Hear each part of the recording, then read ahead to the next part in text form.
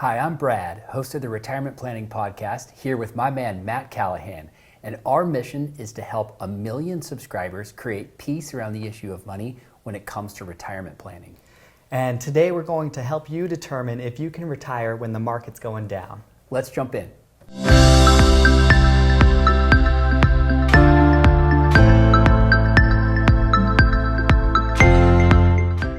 So let's face it, volatility is a part of investing in the stock market. I mean, every single year, we always coach our clients, they should expect a decline of at least 10% per year, because historically, the data would suggest that's normal.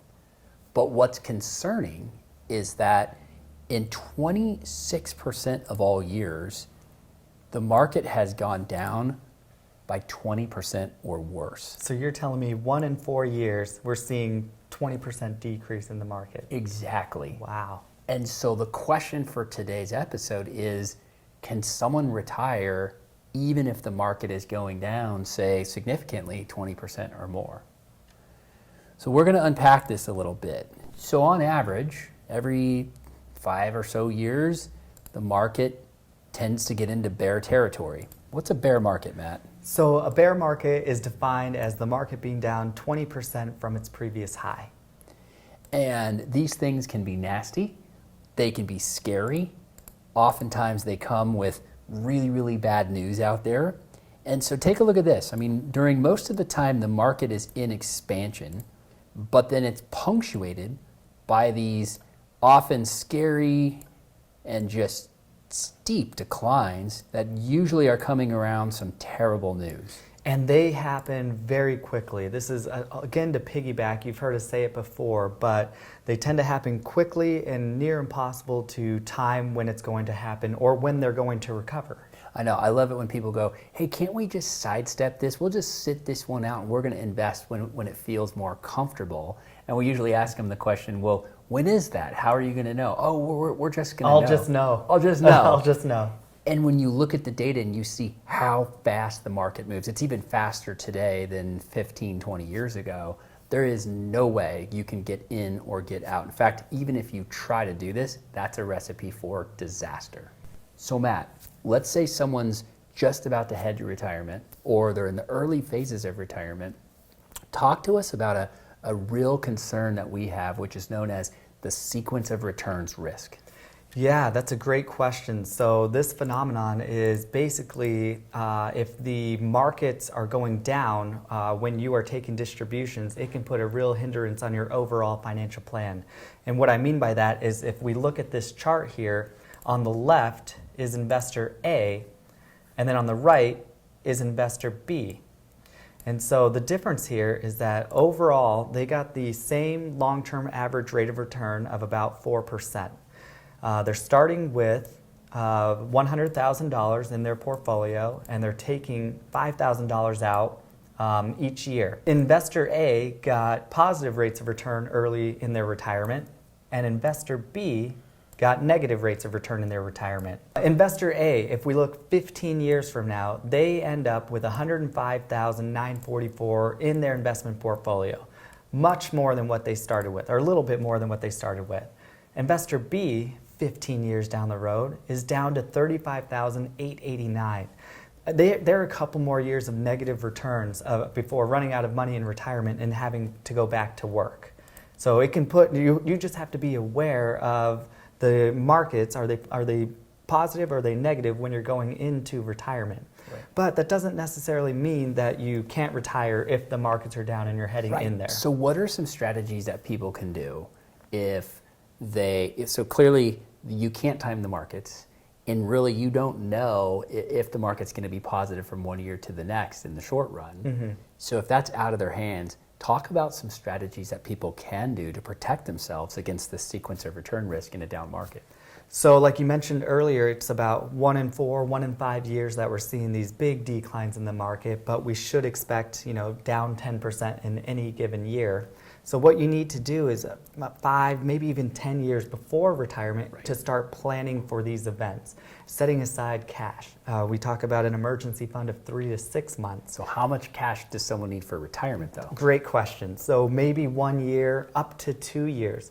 And the reason for the 2 years, it may sound outlandish to have 2 years of cash sitting on the sideline, but the 2 years is the average amount of time it takes for those bear markets to recover and get back to where they previously were. That's a really good point, because typically a bear market goes down, takes about 13 months on it. We've had 15 bear markets since World War II. Yeah. And 13 months is the average decline, followed by another year, sometimes 2, to recover back to where they were. So the idea behind it is being able to use that cash and let your portfolio recover while you're still supplementing. Right. Another idea, I know many of us were now educated and empowered about Social Security timing. If you wanted to delay your Social Security benefit, maybe you can't anymore. Maybe you do have to turn that lever on to give you that floor so that you can make sure dollars are coming in and you're not putting too much stress on the portfolio by taking additional distribution. Flexibility. So number one, you got to have a plan. Number two, you got to be planning for retirement years in advance, well in advance. And number three, you have to be stockpiling enough cash on the sidelines to weather those downturns. Right. Talk to me about the role of bonds in a portfolio. What do bonds do? So bonds are going to be adding a cushion, an extra layer of protection to your portfolio. Now, here's not to say that they can't go down, but they usually hold their value if stocks are going down. So if you have your plan in place, like you mentioned, and you're taking distributions from your retirement accounts or investment accounts, you could target the bond portion so that way you're not putting as much as a hit on it. Right, and I think the great thing today is, the last 15 years, we've been in a zero interest rate environment on both bonds and cash, and I mean zero, pretty much. Today, money market accounts are paying north of 5%. Bonds actually have some nice yield, some nice return on them, so we're actually getting income in parts of the portfolio where we really haven't over the last decade and a half. So I think that is wind in the sails when it comes to retirees and retirement planning. So it's good to know that even if there's a down market, we don't necessarily automatically have to go back to work. We just have to have a plan and a strategy in place to help weather the storm. That's right. And if you all already are in retirement and you're taking distributions from your 401k or from an IRA, we usually see people, they're withholding taxes for federal and state if you're in a taxable state. You may want to consider stopping the withholdings on those distributions if you do need that supplemental income. Why? Well, because you're having to sell more of that portfolio to count for the taxes. Oh, you're selling at a loss to pay Uncle Sam. Yes, so it's a double whammy on the whole thing. And it may not be good to stroke that check the end of the year, but that could buy you the time to let your portfolio recover a little bit. On that note, a strategy I love to use during down markets is Roth conversions. So when the market is down, when the market gives you lemons, make lemonade. So you have fewer dollars that you're converting, you do the conversion, so it's a smaller tax bill on the Roth conversion, but then the recovery of those dollars happens in your tax-free bucket, the Roth bucket. So I love Roth conversions during down markets. Yeah, and a great point there. This is another reason why you may want to have extra cash on hand. If you're planning for this event, we know markets are going to be down in the future. Now I've got this extra cash bucket to pay the taxes for the Roth conversions. Right. So Matt, we've talked about having enough cash on hand. We've talked about strategies to deploy during down markets. We've talked about the role of bonds in the portfolio. Let's keep going a little further on the right mix of investments to take into retirement to really help weather storms.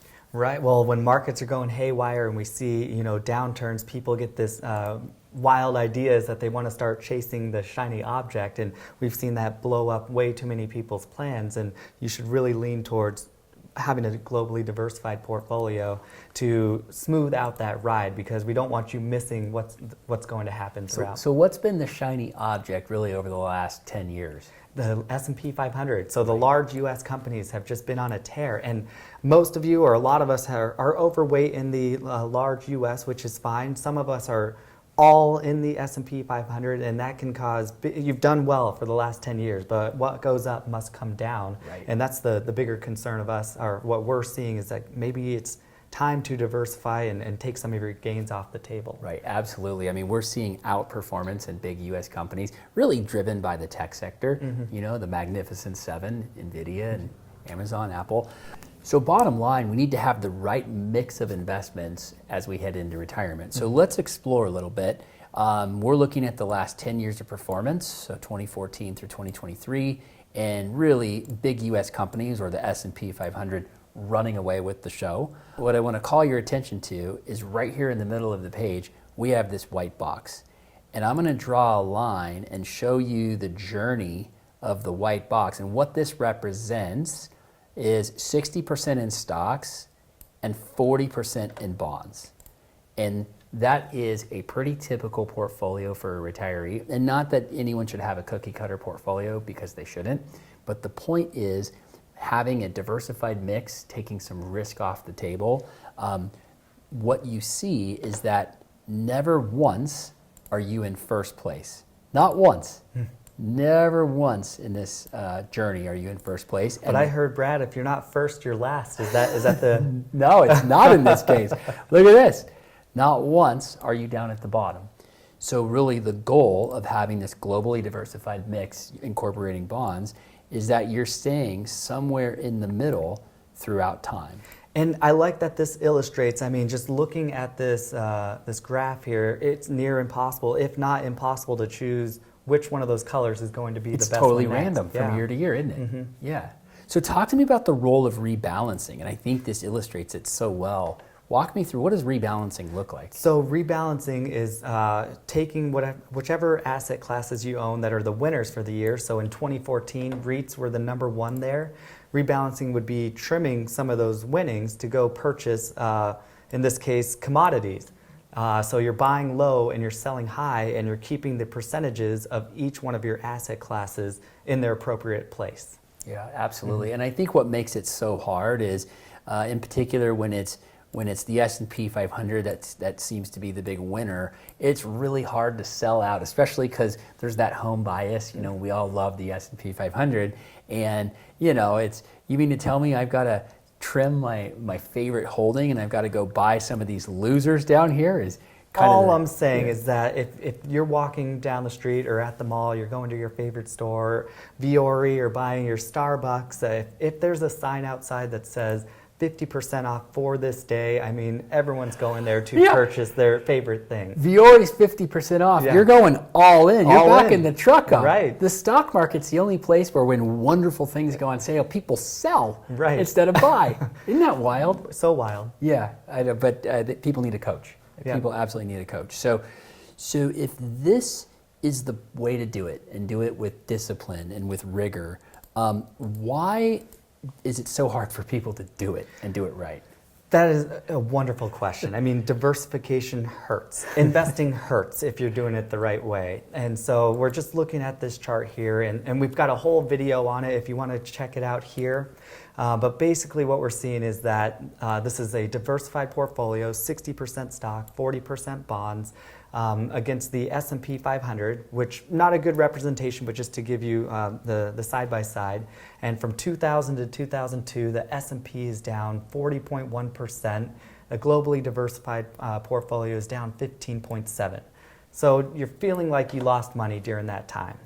And then if you just keep going through each of these, we look at the end, a total return of $100,000 for the S&P was up 390.8%, or 490,770.